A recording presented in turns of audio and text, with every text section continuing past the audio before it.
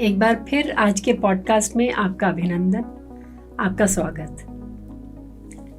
Muscular dystrophy के साथ एक बहुत ही अजीब सी चीज़ जुड़ी है कि बहुत लोगों को नहीं पता होता कि ये क्या चीज़ है, ये क्यों आ रही है।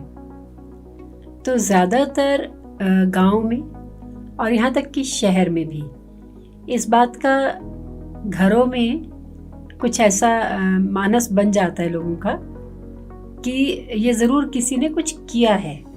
इस तरह की तो कोई चीज़ होती नहीं है कि बच्चा अचानक से कमज़ोर पड़ने लग जाए, अचानक से चलते चलते गिरने लग जाए।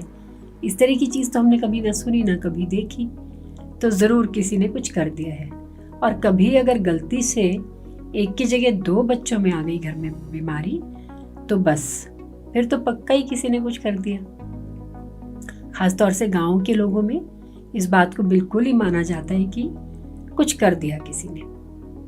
और ये बात मानना अगर इंसान खुद ना भी चाहे, परिवार खुद ना भी चाहे, तो आस पड़ोस वाले, रिश्तेदार, मिलने वाले सभी इस बात के लिए कन्विंस कर देते कि भाई 2 बच्चों में तो एक सी बीमारी हो नहीं सकती, तो ज़रूर कुछ कर दिया। तो आप ऐसे कीजिए कि ये पंडित है, वो ओझा है, वो ऐसा है, वो बच्चों को ठीक कर देगा।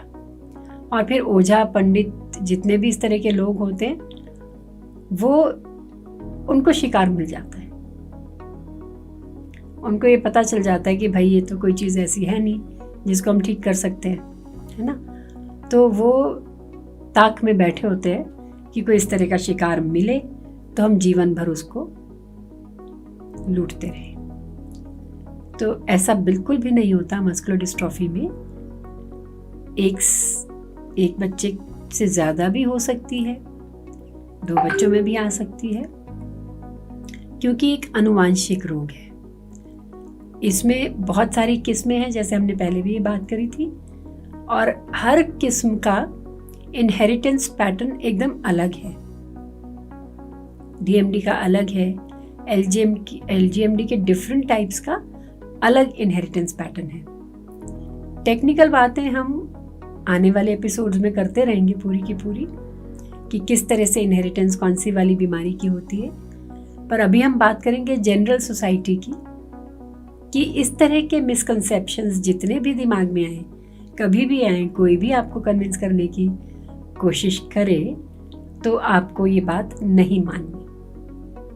ये अगर आ गई है तो आ गई है। अब इसको एक्सेप्ट करके हमें आगे चलना है और हमें ये सोचना है कि हम किस तरह से इसके साथ अच्छा जीवन जी सकते हैं। इसके साथ ही जुड़ी हुई दूसरी बात ये रहती है कि हमारे परिवार में तो कहीं दूर दूर तक किसी को नहीं है, तो ये आनुवांशिक कैसे हो सकता है।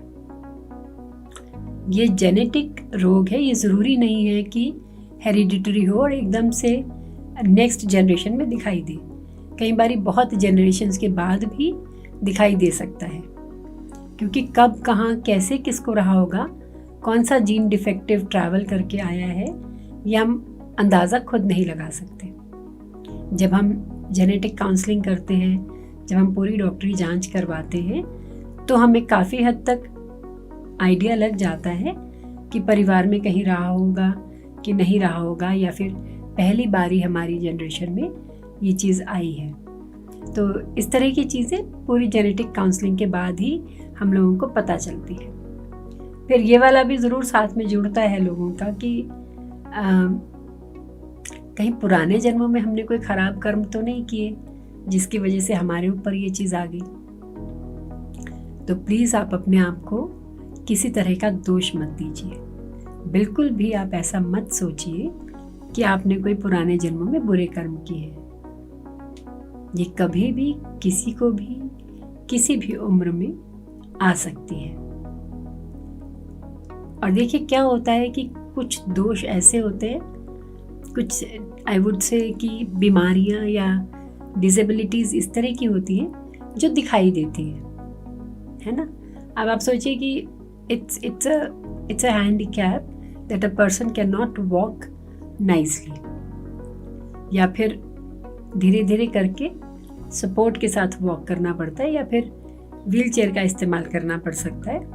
इस तरह की चीज़ें जुड़ी रहती हैं। परंतु आप सोचिए कि एक इंसान जो ऐनक लगा के ही देख सकता है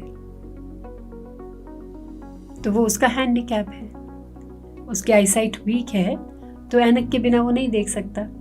इसी तरह से चलने में अगर कमज़ोरी है और हम कोई वॉकर का या व्हील चेयर का या स्टिक का सहारा ले रहे हैं तो कोई दिक्कत नहीं है। उसको आप ये मत मानिए कि ये बहुत बड़ा हैंडीकैप है। हर इंसान का कोई ना कोई हैंडीकैप होता है, पर उसके अंदर कोई ना कोई प्रतिभाएं भी होती हैं। तो इस बात को बिल्कुल ध्यान में रखिए कि ऐसा बिल्कुल भी नहीं है कि हमने कोई बुरे कर्म किए। तो आप ये मान के चलिए कि आपको मस्कुलर डिस्ट्रॉफी अगर आ गई है, आपके परिवार में आ गई है, तो उसको हमें मेडिकली उसकी जांच करवा के कि कौन से वाले किस्म की है, क्योंकि दुनिया भर में बहुत सारी रिसर्चेस चल रही हैं, बहुत सारे आने वाले वक्त में इलाज आएंगे। तो हमें ये जांच करवानी बहुत ज़रूरी है कि कौन से टाइप की डिस्ट्रॉफी हमें है। और हर डिस्ट्रॉफी का मैनेजमेंट भी अलग होता है, उसकी प्रोग्रेशन भी अलग होती है। तो ये सारी चीज़ें समझना बहुत ज़रूरी है। तो अपने आप को कभी भी किसी तरह के गिल्ट में ना रखिए, किसी तरह के इसमें ना रखिए कि हम कोई बुरे कर्म करके आए हैं या हमारे ऊपर क्यों आ गया और सारे जने तो ठीक है हमारे पर। कोई ऐसी बात नहीं है। बिल्कुल आप निश्चिंत होकर ये सोच के चलिए कि ये एक ऐसी चीज़ है जो दिखाई दे रही है। बहुत लोगों की ऐसी बहुत सारी परेशानियां हैं जो दिखाई नहीं देती। तो हम आज बात करेंगे to be thankful for whatever has been given to us. हमें जो भी लाइफ में मिला है, देखिए हमें पेरेंट्स मिले हैं, है ना, और अच्छे पेरेंट्स मिले हैं। हमें भाई बहन मिले हैं, अच्छे वाले भाई बहन मिले हैं। हमारे घर में सारी सुख सुविधाएं हैं। हमें ईश्वर ने 2 वक्त का खाना दिया है। हर चीज़, बहुत सारी चीज़ें ऐसी हैं जो सुबह उठ के हम ये गिन सकते हैं अपनी उंगलियों पे कि हम किन किन चीज़ों के लिए थैंकफुल हो सकते हैं। तो अगर काउंट करेंगे तो बहुत सारे ब्लेसिंग्स आपको दिख जाएंगे। आपके जीवन में फ्रेंड्स हैं, आप स्कूल जा पा रहे हैं। अगर मैं शेयर करूं आप लोगों के साथ तो बहुत सारे परिवार ऐसे हैं जहां पर कोई भी नहीं है। सिर्फ 2 भाई बहन जिनको मस्कुलर डिस्ट्रॉफी है वो रहते हैं। कुछ परिवार ऐसे हैं जहां पर अखबार वाले एक मस्कुलर डिस्ट्रॉफी वाले का काम करवा के जाता है, या फिर दूध वाला। इस तरह के परिवार है। या फिर ऐसा है कि माँ बाप काम नहीं कर सकते, केयर गिवर रखने की क्षमता नहीं है। और उन परिवारों का भी काम चल रहा है जहाँ पर भाई बहन अकेले हैं। वहाँ पर कोई संस्था राशन दे जाती है, कोई संस्था केयर गिवर सपोर्ट देती है। तो इस तरह से भी गुजारे चल रहे हैं। तो हमारे पास तो बहुत सारे ब्लेसिंग्स हैं काउंट करने के लिए कि हमें बहुत कुछ मिला है। तो काउंट कीजिए अपने blessings and start being thankful. और भी ब्लेसिंग्स आएंगे, बहुत सारी चीज़ें मिलेंगी और बीमारी का इलाज भी ज़रूर आएगा। आज के एपिसोड में इतना ही। फिर बात करेंगे कल एक और नए टॉपिक।